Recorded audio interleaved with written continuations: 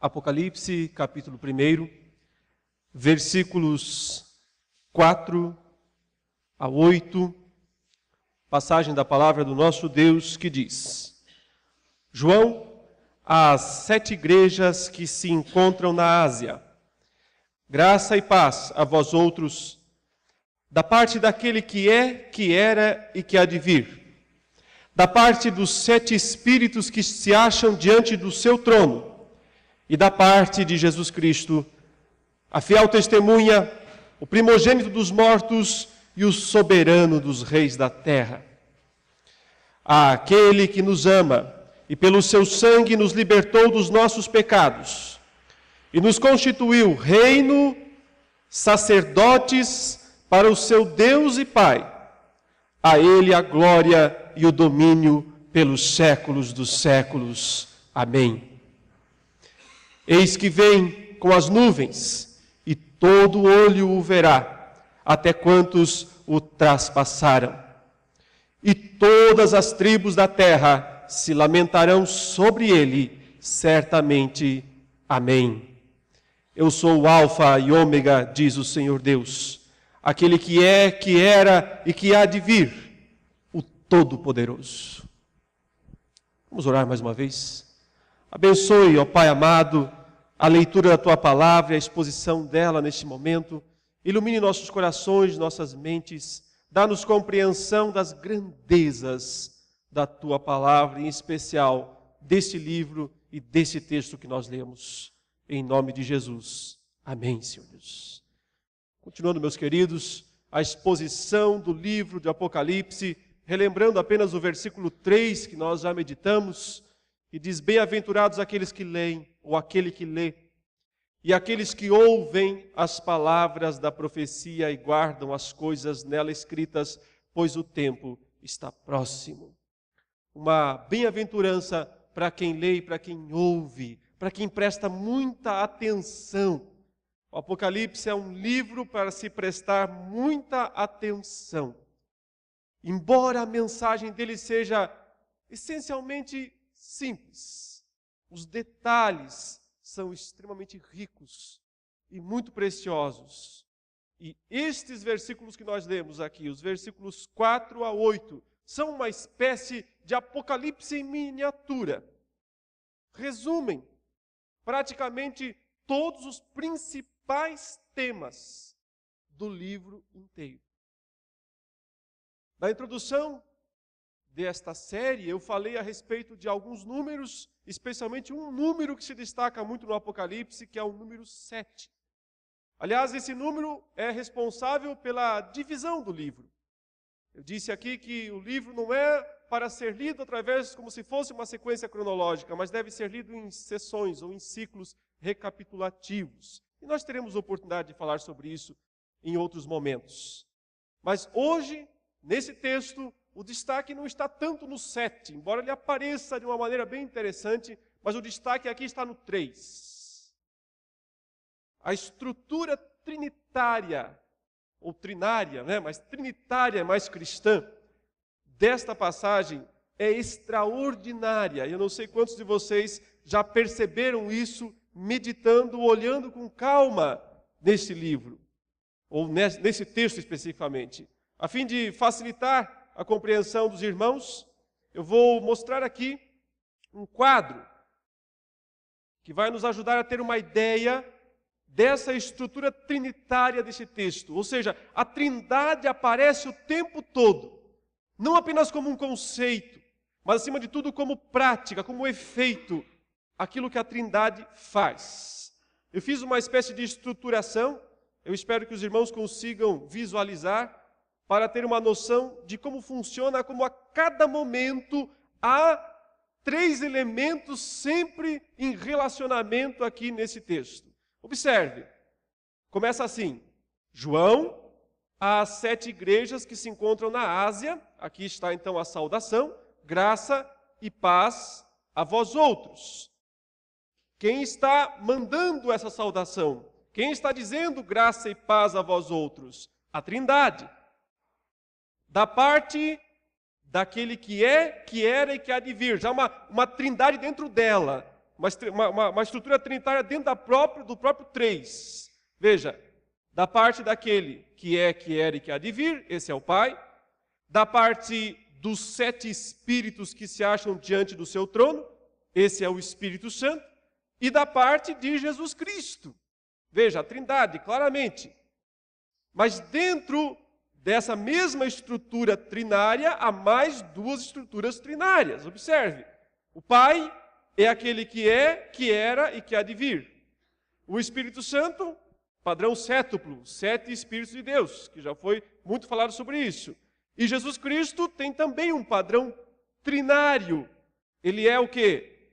A fiel testemunha, o primogênito dos mortos e o soberano dos reis da terra. 3.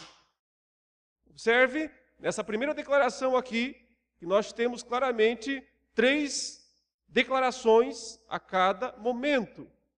A Trindade está clara aqui, da parte daquele que é, que quer de vir, da parte dos 7 Espíritos e da parte de Jesus Cristo. E dentro da Trindade também, para 2 das 3 pessoas, há também uma estrutura trinária. O Pai é aquele que é, que era e que há de vir. E o Filho é a fiel testemunha, o primogênito dos mortos e o soberano dos reis da terra. Depois nós vamos comentar essas expressões e o significado delas. Por enquanto, apenas para ter uma visualização, para entender a estrutura como um todo. Veja a próxima declaração como outra vez segue uma estrutura trinitária. É uma doxologia, um louvor àquele, está oferecendo a Deus, àquele, primeiro, que nos ama. Segundo, pelo seu sangue nos libertou dos pecados. Terceiro, nos constituiu reino, sacerdotes para o seu Deus e Pai. Finaliza o louvor, a Ele a glória e o domínio pelos séculos dos séculos. Amém. Dentro de uma estrutura de louvor que começa oferecendo a Deus, ao Deus triuno, ou no caso aqui especificamente ao Cristo, a segunda pessoa da Trindade, há uma ideia também trinitária incluída. 3 declarações de louvores ou de reconhecimento pelo qual se deve louvar a esse Deus, a esse Cristo. Primeiro, que nos ama. Segundo, que nos libertou dos pecados. E terceiro, que nos constituiu. E aí nos constituiu também 3 coisas: reino, sacerdotes, propriedade do seu Deus e Pai. A Ele a glória e o domínio pelos séculos dos séculos. É a expressão de louvor que volta ao início, àquele. Veja a próxima estrutura, outra vez, temos também essa ideia.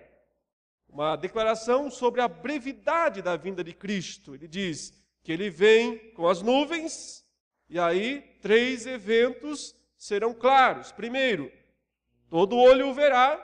Segundo, mesmo aqueles que o transpassaram. Terceiro, todas as tribos da terra vão se lamentar, vão chorar sobre ele. Uma declaração de certeza que volta a fechar a frase, certamente. Amém. A próxima, que é a quarta, e é interessante porque nós temos estruturas aqui trinárias ou trinitárias, mas são 4. 4 mais 3, 7. Observe aqui, a última delas diz: eu sou o Alfa e Ômega. Quem está falando isso? O Senhor. Diz o Senhor Deus. Então, o que diz o Senhor Deus? Ele diz 3 coisas. Eu sou o Alfa e o Ômega, primeiro. Segunda coisa que ele diz: eu sou aquele que é, que era e que há de vir. E a terceira coisa que ele diz: eu sou o Todo-Poderoso. Do início ao fim, do versículo 4 ao versículo 8, nessa estrutura, nesse resumo do Apocalipse, nós temos o tempo todo o número 3 aparecendo nas divisões, na estruturação das frases, que aponta para o quê? Para a existência de um Deus triuno. Deus é o Pai, o Filho e o Espírito Santo. E cada uma dessas 3 pessoas participa ativamente na obra da salvação da sua igreja. Cada uma dessas 3 pessoas merece a mesma honra, a mesma glória, o mesmo louvor. E cada uma dessas 3 pessoas está dedicando, está dizendo às 7 igrejas da Ásia que deseja que elas tenham graça e paz. Assim é a saudação. Assim nós percebemos de cara aqui uma estrutura muito interessante que o Espírito Santo de Deus inspirou o apóstolo João para que ele registrasse as coisas desta maneira. Agora vamos considerar o texto em si mesmo, vamos ver o que ele tem a nos ensinar. Olhemos então, primeiro, o versículo 4, que é a saudação. Quem está escrevendo o livro? João, o apóstolo. Para quem? Para as 7 igrejas que se encontram na Ásia. Ou seja, havia 7 igrejas lá na Ásia Menor, na região da Turquia. Elas são citadas várias vezes, nós conhecemos. Eram igrejas como a nossa. Imagine essa região aqui de São Paulo. Nós temos muito mais do que 7 igrejas, obviamente. Mas digamos que houvesse apenas 7 igrejas nessa região. Ou então, que 7 dessas igrejas, como era o mais exato, foram destinatárias deste livro, que é o Apocalipse. Ele foi enviado para essas 7 igrejas. Portanto, são igrejas reais, são igrejas físicas, são igrejas compostas de pessoas que estavam lá no primeiro século, louvando a Deus, obedecendo sua palavra, mas ao mesmo tempo sendo perseguidas essas pessoas, ou essas igrejas. Portanto, tudo que é escrito no Apocalipse, antes de tudo, tem que fazer sentido para aquelas igrejas. Mas como é a palavra de Deus inspirada, também precisa fazer sentido para todos os tempos. Mas eu não posso tentar encontrar o significado do Apocalipse hoje, deixando de lado o significado do Apocalipse para as igrejas do século I. Porque então eu estaria invertendo a ordem dos fatores e perdendo o significado do texto. Precisamos entender o que significava lá, para depois também entender o que significa hoje, o que significa aqui. Portanto, João endereça a essas 7 igrejas, ele a saúda aqui, ele diz graça e paz, é uma típica saudação cristã. Graça significa um favor imerecido da parte de Deus, é o amor de Deus manifestado ao seu povo, isso tem a ver com salvação, tem a ver com o evangelho. Paz é a consequência dessa graça, porque somente pela graça nós temos paz com Deus. É isso que deseja quem? O Deus triuno, da parte daquele que é, que era e que há de vir. Então, essa expressão, que é, que era e que há de vir, apontado para o Pai, dá a ideia da sua eternidade, mas também da sua ação ao longo da história, ao longo do tempo. Ele não é um Deus estático, ele não é um Deus parado, ele é um Deus em movimento, ele é um Deus em ação, é o Deus que age ou é o Deus que intervém. Fez isso no passado, faz isso no presente, fará isso no futuro. É da sua essência agir, intervir. Ele não está imóvel, ele não está parado. Ele é o Deus eterno, mas eternidade em ação, eternidade em movimento. Em segundo lugar, a saudação é da parte dos 7 espíritos que se acham diante do seu trono. O Espírito Santo, no Apocalipse, parece ter uma função meio que não aparece tanto quanto a função do Pai ou a função do Filho. Por isso, até mesmo muitos acham, afirmam de forma errônea, herética, que o Espírito Santo para João não era Deus de fato. Se não fosse Deus de fato, não estaria sempre incluído na sequência, na estrutura da Trindade. Ele está colocando aqui o Espírito Santo em pé de igualdade com o Pai e com o Filho, mas com função diversa. O Espírito Santo não tem em Apocalipse, como não tem no resto da Bíblia, função de apontar, de exaltar a si mesmo. A função do Espírito Santo sempre é qual? Aquilo que o próprio João, no Evangelho, registrou, inspirado por Deus, as palavras de Cristo. Ele quem? O Espírito Santo virá para quê? Para testificar a meu respeito, Jesus disse.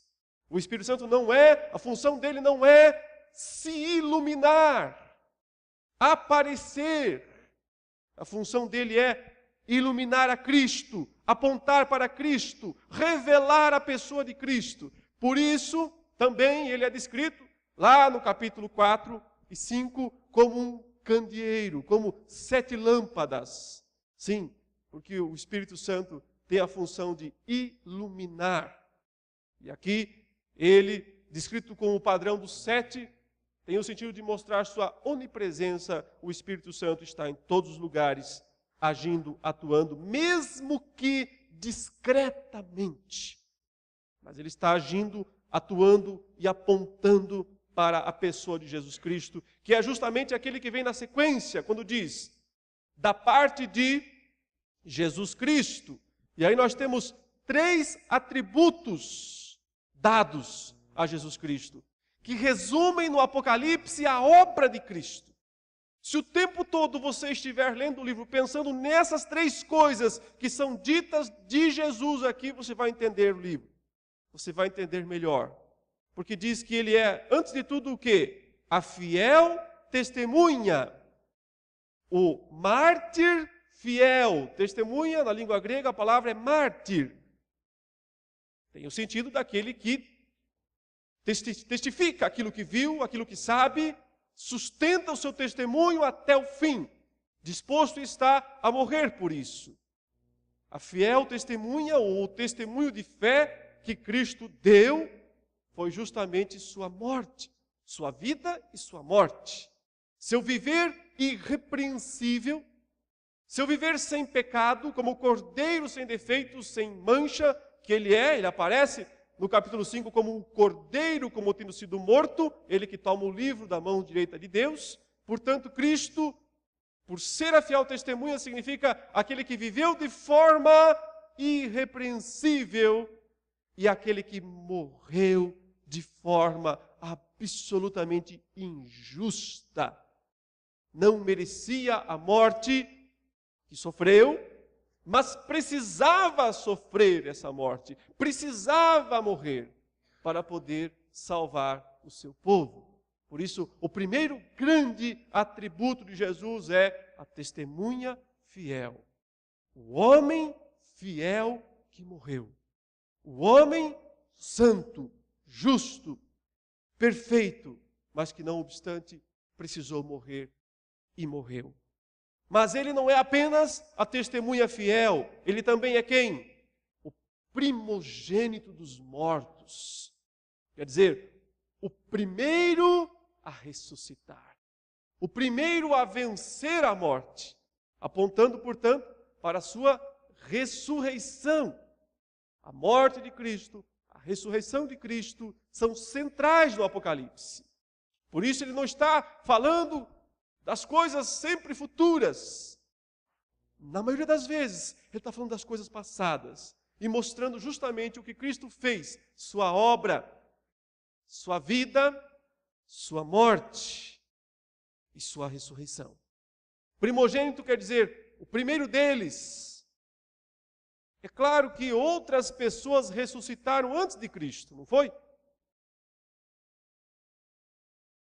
Lázaro, por exemplo, o próprio Cristo ressuscitou Lázaro.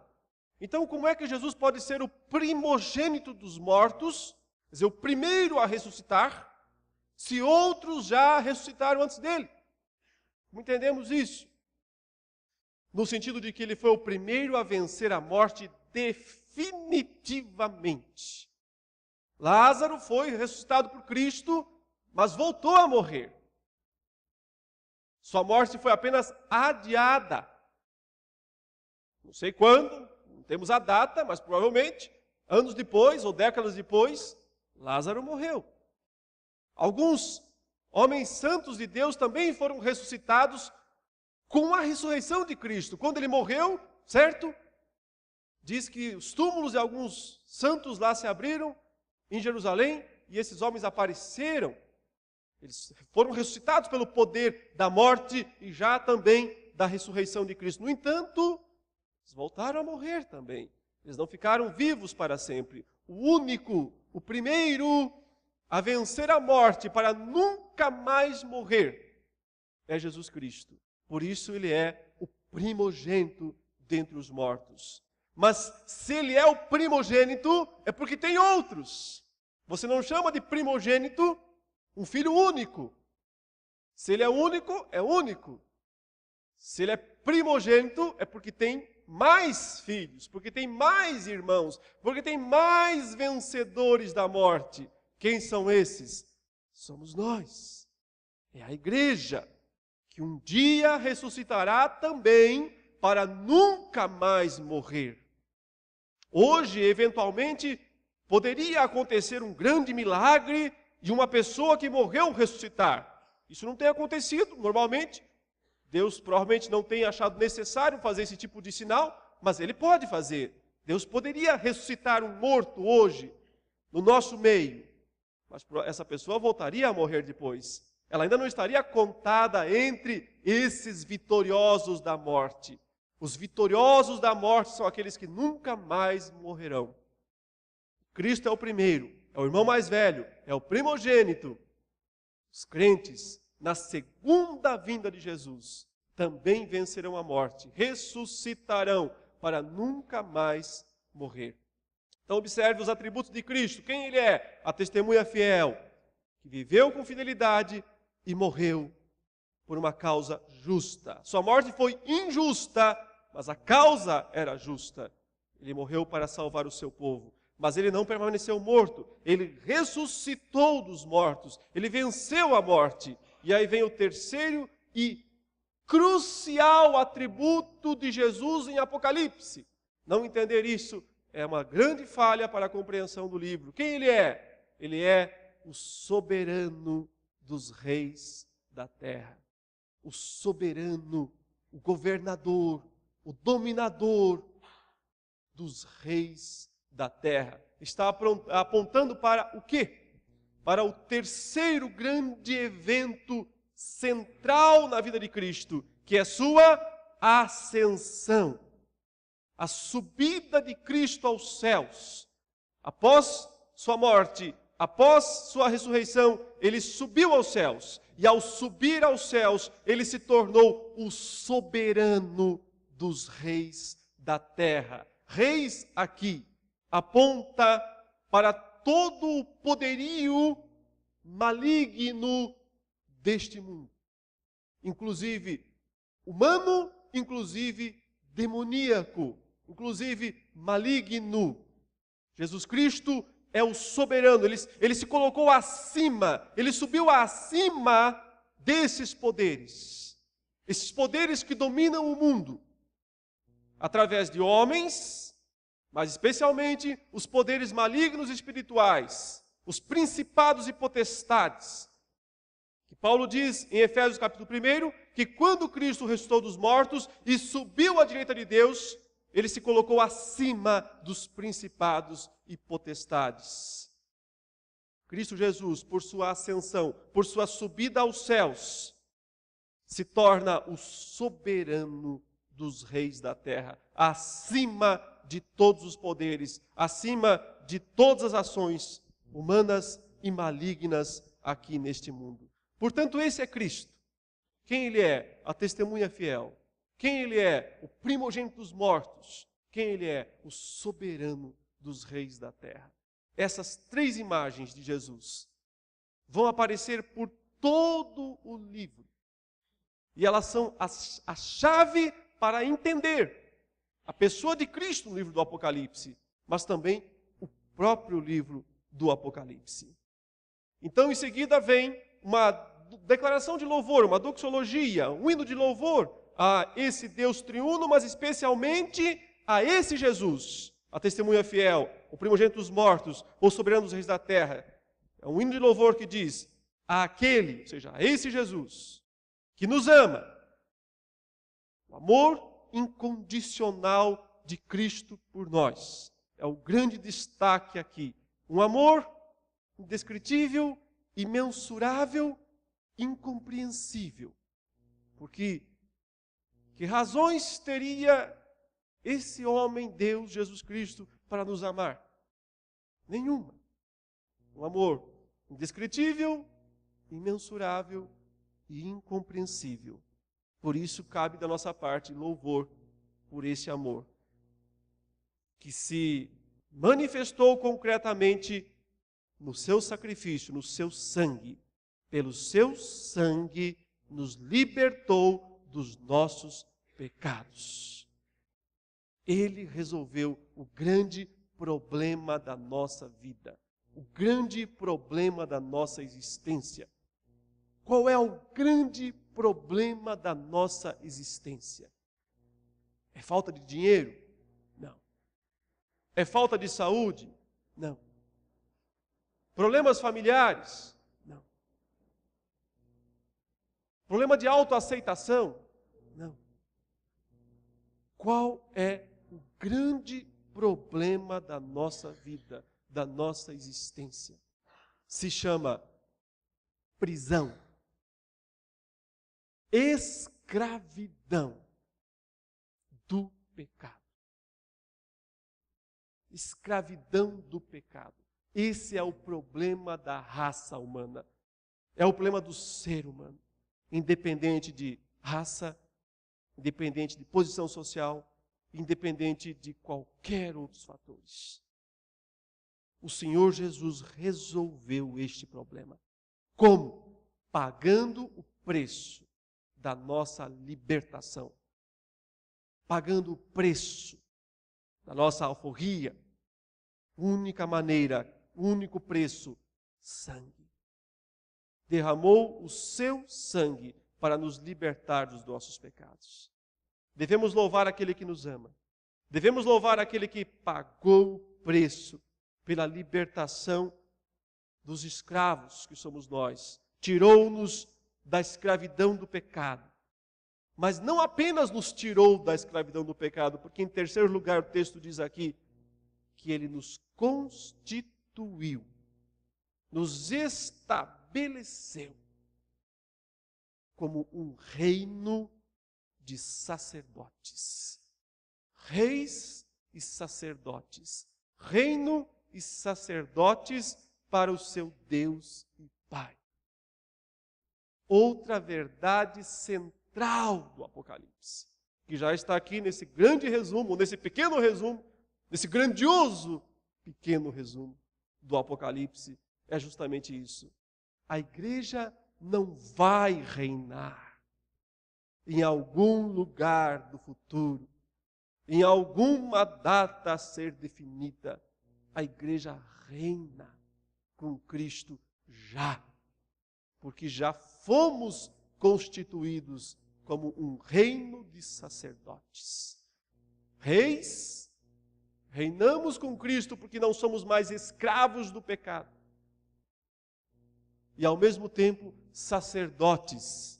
Uma figura daquele homem do Antigo Testamento que de uma certa maneira fazia intercessão pelos demais homens. Num certo sentido, só Cristo é o sacerdote, porque só Ele se ofereceu, derramou o seu sangue para nos perdoar. Mas nós temos uma função de sacerdotes em relação ao mundo, porque nós temos a verdade do Evangelho a ser compartilhada com o mundo. E neste ato de compartilhar a verdade do Evangelho, exercemos nossa função de sacerdotes. Levamos ao mundo a oportunidade da salvação, conquistada por nosso Senhor, que nos amou, que morreu por nós e que nos constituiu reino e sacerdotes. A Ele, glória e domínio pelos séculos dos séculos. Amém. Então vem, no final, uma declaração de certeza para a sua igreja a respeito da segunda vinda de Jesus. Ele virá, é certo, é garantido. Ele diz: eis que vem com as nuvens. Um retorno glorioso, triunfal, do alto, descendo com as nuvens. Esta é a ideia. E ele diz: não é uma vinda secreta, não é uma vinda oculta. Ele diz: todo olho o verá. Vem com as nuvens e todo olho o verá. Até aqueles que o traspassaram. Provavelmente uma referência àqueles soldados lá em Jerusalém, na sexta-feira, que o furaram com uma lança para comprovar que ele estava morto. Comprovar, ou seja, aqueles que tiveram a prova de que ele estava morto, o verão vivo, voltando glorioso. Por quê? Porque também aqueles ressuscitarão. Ainda que não para serem salvos necessariamente, embora alguns daqueles soldados da cruz se arrependeram, lembram-se que foi dito no final que alguns disseram, verdadeiramente este era Filho de Deus. Então talvez também alguns daqueles soldados que o transpassaram, o verão. Talvez nesse caso para o glorificar, mas a maioria não para o glorificar, e sim para serem destruídos por sua vinda gloriosa. Ele diz, e todas as tribos da terra se lamentarão. Interessante, não é? Aquilo que é para ser, ou será, um dia glorioso, um dia de festa inexprimível, um dia de alegria soberba, será para muitos um dia de choro, de lamentação, de tristeza, de horror, de angústia. Se lamentarão da ideia de uma consciência aguda de que perdeu a oportunidade. Uma consciência aguda, terrível, de que a salvação esteve ali, no alcance do braço. A salvação esteve ali, do seu lado. No entanto, esta pessoa recusou e agora não há mais o que fazer. Definitivamente, não há mais chance, não há mais solução. Uma vinda gloriosa, visível, mas ao mesmo tempo terrível para todos aqueles que o recusaram. Quem garante isso? O Deus Todo-Poderoso. Aquele que diz, certamente amém. Assim seja, assim será. É aquele que diz, eu sou o Alfa e o Ômega. As duas letras do alfabeto grego que iniciam e terminam o alfabeto, né? Para nós em português seria o A e o Z. Eu sou o A e o Z. Eu sou o Alfa e o Ômega. Da ideia de que Deus é o começo e o fim. Ficar fora dele, ficar fora do seu propósito, é loucura total. Porque ou você está incluído nesse propósito, ou então você só vai receber os lamentos, ou vai ser o lamentador. Eu sou o Alfa e o Ômega, diz o Senhor. O poderoso, o Senhor é que o soberano, o governador, o Senhor Deus. Novamente uma expressão que já foi dita antes, aquele que é, que era e que há de vir, o Deus eterno em ação, trabalhando no passado, no presente e no futuro, pois para ele não há nem passado, nem presente, nem futuro. Ele é o Deus que age em todo o tempo. E a última declaração é essa, que pode fazer todas essas coisas. O Todo-Poderoso. O que nós aprendemos, meus queridos, com esses ensinos condensados aqui neste texto? Aqui eu coloco as grandes verdades do Apocalipse resumidas nestes 5 versos para nós guardarmos. Primeira grande verdade, portanto, o livro foi escrito para 7 igrejas físicas da Ásia. Portanto, precisava e precisa ter significado para elas. Primeiro para elas, depois para nós. Segunda grande verdade deste texto, o Deus Trino ou Triuno agiu, está agindo e agirá para o bem de sua amada igreja. Ele trabalha porque ele ama essa igreja, porque ele quer essa igreja com ele. Por isso ele está trabalhando intensamente, desde sempre e para sempre, para o bem desta igreja. terceira grande verdade desta passagem ou do Apocalipse como um todo: Jesus Cristo, através dos seus três maiores momentos, sua morte, sua ressurreição e sua ascensão, conquistou uma vitória estrondosa sobre as forças das trevas, para o bem do seu povo. Por causa do seu povo, por amor ao seu povo, para salvar o seu povo, Jesus Cristo, através da sua morte, ressurreição e ascensão, venceu. Em quarto lugar, através do sangue desse Jesus Cristo, da testemunha fiel, do primogênito entre os mortos, do soberano dos reis da terra, o sangue dele, que é a prova do seu amor, através deste sangue, o povo dele está reinando com Cristo. O povo dele, agora mesmo, no céu e na terra. No céu, a igreja triunfante reina com Cristo. Na terra, a igreja, ainda que militante, ainda que debaixo de tribulação, ainda que debaixo de todo sofrimento, continua reinando com Cristo, porque foi constituído reino e sacerdotes. E finalmente, meus irmãos, a vinda de Jesus Cristo será em breve. Essa tem que ser a expectativa do crente o tempo todo. Nunca pode pensar, vai ser daqui 1000 anos, vai ser daqui 2000 anos. É da natureza da fé. É da natureza do cristianismo esperar a vinda imediata, urgente de Jesus Cristo. Então ela será breve e totalmente visível para toda a terra. Porém, marcará uma clara divisão. Para uns será um dia de extrema alegria e felicidade. Para outros será um dia de terrível lamento e tormento. E essas coisas acontecerão com toda certeza, porque quem garantiu é Deus, o Todo-Poderoso, o que é, o que era e o que há de vir. Oremos ao nosso Deus.